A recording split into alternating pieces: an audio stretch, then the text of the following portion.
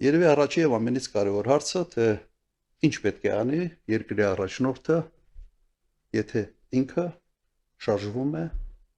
երկրի եւ ժողովրդի շահերից։ Մի քանի sense ֆունդամենտալ կետ, բազային կետ։ Առաջինը պիտի ամրապնդի եւ ամենից կարևորը երկրի պետականություն։ Չէ՞ սա է։ Սա նույնն է, որ մի ընկերության տնօրեն պետք է մտածի այդ ընկերության մասին եւ այլ։ Հիմա ինչ է նշանակում ամրացնել պետականություն։ Առաջի հերթին անվտանգություն, իսկ անվտանգությունը դա բանակն է եւ ռազմաքաղաքական դաշնակիցներ, պայմանագրեր, երկրորդը դա ազգային ինքնության ամրապնդում, ազգային ինքնությունը դա պետականության հենասյուներից մեկն է։ Կան բազմաթիվ երկրներ, որտեղ բավական պրոբլեմային է հաստատել ազգային ինքնություն կապված տարբեր էթնոսների հետ եւ այլ, Հայաստանը այդ պրոբլեմը չունի իսկապես։ Հայաստանում հնարավոր է ունենալ, ամրացնել այնպիսի ինքնություն, որը ուղղակի հնարավոր չի որևէ կերպ ջարդել։ Երրորդը դա տնտեսությունն է եւ տնտեսությունը պետք է լինի ներառական եւ դրա հիմքում պետք է լինի բարենպաստ ներդրումային միջավայր։ Նայեք նույնիսկ Միացյալ Նահանգների պես երկրի նախագահ, օրինակ Տրամպը, բոլոր հանդիպումների ժամանակ խոսում է Միացյալ Նահանգներում ներդրումների մասին։ Եվրոպացիներին ճնշելով ստիպեց, որ հսկայական գումարների խոստում տան, մոտ 600-700 միլիարդ դոլարի չափ։ Նույնիսկ Սաուդյան Արաբիայի Թակաշարանի հետ խոսալուց մոտ 1 տրիլիոն դոլարի ներդրումային խոստում ստացավ։ Միացյալ Նահանգները պատկերացրեք ինչ պետք է անի Հայաստանը այդպիսի միջավայր ձևավորելու համար։ Հաջորդ կարևոր բաղադրիչը դա ներքին կայունությունն է։ Իսկ ներքին կայունությունը ուղղակի հնարավորություն է տալիս կոնսոլիդացնել հանրության, այսպես էներգիան, հանրության հնարավորությունները, ներուժը պետական նպատակների հասնելու համար։ Սենց մի քանի սենց կարևոր բաղադրիչներ ես ուղղակի ձեզ դվերկեցի։ Հիմա իմ մոտ հարց է առաջանում։ Իսկ ինչ է արվում այսօր Հայաստանում այդ կարևոր բաղադրիչների վերաբերյալ։ Անվտանգությունը ուղղակի քայքայում են բանակը արդեն ենթադրաբար քայքայել են ռազմաքաղաքական դաշնակցությունը։ Երկրորդ,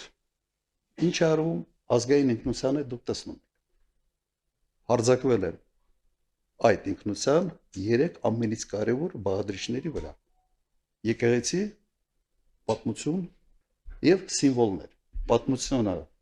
իրական Հայաստան, պատմական Հայաստան, այդ անիմաստ անհասկանալի հակադրությունը եւ մյուս կոմպոնենտները չմանրանան։ Տնտեսական զարգացումը։ Երևի Հայաստանը առաջի երկիրն է, երբ տնտեսությունը զարգանում է, բայց աղքատությունը չի իջնում։ Ուրեմն ներառական չի։ Ներդրումային միջավայրը ուղղակի քայքայվել է։ Ինչ արվում Բաշխի ցանցերի հետ, ինչ է արվել Քաջարանի հետ, պետական ռեկետը համատարած է։ Հատկապես խոշոր մեծ բիզնեսների նկատմամբ։ Սա այն իրավիճակն է, որը ունենք եւ հաջորդ կարևորագույն բաղադրիչը դա ներքին կայունությունն է։ Վստահությունն է ժողովրդի կառավարության եւ ընդհանրապես ժողովրդի միջեւ։ Վստահության մակարդակի բարձրացումը։ Ինչ է արվում Հայաստանում։ Քայքայվում է հակադրելով բոլորի։ Նույնիսկ եկեղեցում ենթադրյալ կուսակրոնությունը հաղթած, այսպես ասենք, սրբազաններին հակադրում են նույն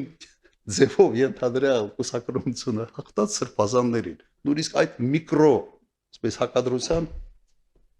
մեջ է մտել այսօր գործող վարչապետ։ Խայտարակություն։ Բայց հարցը հետևյալն է. ինչի համար է այս ամենը արվում։ Ինչն է մոտիվացիան։ Արվում է ճիշտ հակառակը նրան, ինչը հմուտ պետության առաջնորդը պետք է անի։ Այս ուղղակի թվարկեցի մի քանի հատ կարևոր բան, թե ինչի վրա պետք է էներգիան ուղղված լինի, եւ նաեւ ցույց են տալիս, թե ինչ արվում։ Նա մտածել եմ իհարկե այս հարցի շուրջ եւ միայն 3 տարբերակ է հայտ տալիս։ Առաջինը,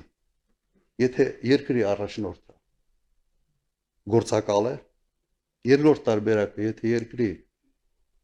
առաջնորդը տգետ է եւ մեծամիտ, եւ երրորդ առաջարկը անում է մտածված եւ միտումնավոր։ Որոնք պետք է փնտրենք շարժ ժառիթներ, թե ինչի համար է սա արվում։ Այս փորձում եմ sense parts սխեմայով, parts կոնստրուկցիա կառուցելով մենք փորձենք հասկանալ, թե ինչ է կատարվում։ Հիմա հերթով գործակալ լինելը ամբողջությամբ բացատրում է, թե ինչի համար է սա արվում։ Բայց ես փաստեր չունեմ եւ ունեմ մեկ բանաձև, որ եթե Հայաստանի Հանրապետության վարչապետը լիներ Թուրքիայի գործակալ, կաներ ճիշտ այն քայլերը, որոնք այսօր արվում են։ Բայց ես փաստեր չունեմ, սա իհարկե ենթադրություն է։ Թեկուզ վերջերս հենց Փաշինյանի կողմից նշանակված նախարարը հայտարարեց, որ ինքը փաստեր ունի եւ շուտով կհրապարակի։ Երևի ցանոթ եք այ հայտարարության։ Պաշտպանության նախարար աշխատած ազնվորություն։ Երկրորդը, այնպես է ստացվել, օրինակ, երկրի առաջնորդը տգետ է եւ մեծամիտ։ Այս հանգամանքը բացատրում է այն քայլերը, որոնք Նիկոլ Փաշինյանը արել է 18 մինչև 20 թվականի պատերազմում պարտություն։ Իսկապես բացատրվում է տգետության եւ մեծամտության։ Բայց չի բացատրում այն, ինչ կատարվեց դրանից հետո։ Եվ երրորդ տարբերակը արվում է միտումնավոր, պլանավորված եւ փորձենք վերլուծել արդեն այս երրորդ տարբերակը։ Նայեք, ես պետք է ասեմ, որ լինում են դեպքեր, հաճախ չեն լինում, շատ քիչ են լինում, երբ երկրի առաջնորդի ազնական շահերը չեն համընկնում կամ հակադրվում են երկրի իրական շահերին։ Պատմությունը գիտի նման դեպքեր։ Հիմա փորձենք հասկանալ, միգուցե հենց այս դեպքն է այսօր Հայաստանի Հանրապետությունում։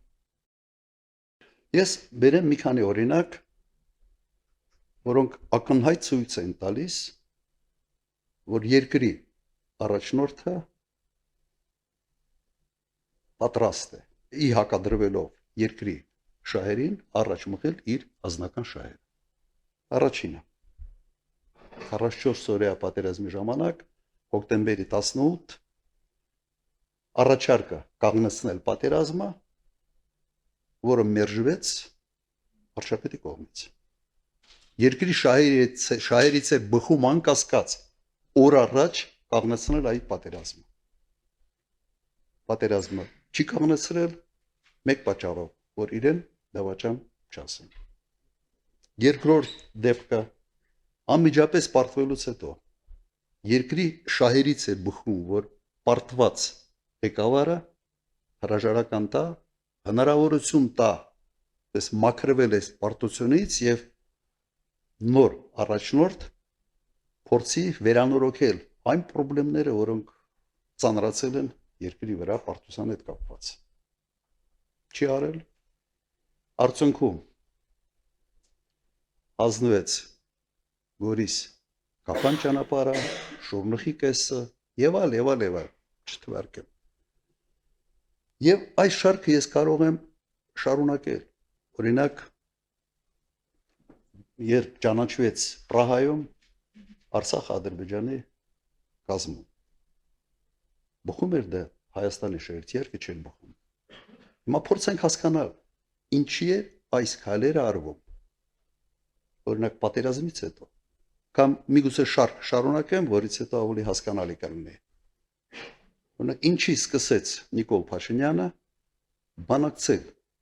Ալիևի հետ առանց միջնորդների։ Միջներ թույլ կողմը, պարտվող կողմը առաջի շահագրգիռ կողմն է, որ լինեն հզոր միջնորդներ, որոնք կերաշխավորեն բանակցային գործընթացը եւ այդ գործընթացի արդյունքները։ Շարունակեմ այդ շարքը։ Ինչու Միացյալ Նահանգներում այս օգոստոսի 8-ին նախաստորագրված փաստաթղթերում Նիկոլ Փաշինյանը որևէ կերպ չփորձել բանակցել խաղաղության հաստատման եւ ամրապնդման միջազգային երաշխիքների խնդիրը։ Նույնիսկ փորձ չի արվել, ես համոզված եմ, որ փորձի պարագայում հնարավոր էր դրան հասնել։ Հիմա փորձենք հասկանալ ինչն է միացնում այս բոլոր կետերը։ Մեկ բան։ Նիկոլ Փաշինյանին ձեռնտու է մի իրավիճակ, երբ Հայաստանը մշտական վտանգի առջև պետք է լինի նոր պատերազմ սկսելու հետ, եւ դա իրեն ձեռ է տալիս մեկ պատճառով։ Խաղաղությունը ուղիղ կապվի իր անձի հետ, իր անվան հետ, այլ ոչ թե ամուր միջազգային երաշխիքների հետ։ Իրեն ուղղակի պետք էր օդի ջրի պես, որ ժողովուրդը այնպիսի սարսափ եւ վախ ունենան եւ անդադար լինի այդ սարսափը եւ վախը, որ քվեարկությունների ժամանակ ասեն սա իսկապես պատոհաս է երկրի համար, բայց լավ է սա լինի կամ պատերազմ։ Սա դասական այն օրինակն է, երբ երկրի եւ ժողովրդի շահերը ուղղակի հակասության մեջ են երկրի առաջնորդի ազնական շահերի հետ։ Իր նպատակը իշխանություն պահելն է։ Իշխանություն պահելը պայմանավորված է, թե ինչ չափի սարսափ պետք է լինի մեր ընտրողների մոտ, որ հենց կիրառվի այդ բանաձևը, լավ այս պատոհասը լինի ազգակործան, քան լինի նոր պատերազմ։ Սա այս պարզ տրամաբանական շղթան բերում է այս եզրակացության։ Հետևաբար օգտագործեն ոչ իմ այսպես տերմինները, այսօր Նիկոլ Փաշինյանը թոք է Հայաստանի Հանրապետության վզին եւ այդ թոքից պետք է ազատվել։ Սա կրկնեմ, փորձեցի շատ բարձ sense տրամաբանական շղթան կառուցել, թե ինչ վիճակում ենք մենք հայտնվել։ Ունիկալ վիճակ է։ Եվ ամբողջ հույսը կրկնեմ նրա վրա է, որ միամիտ քաղաքացին իսկապես այսպիսի վերլուծություններ չանելով հերթական անգամ մտածի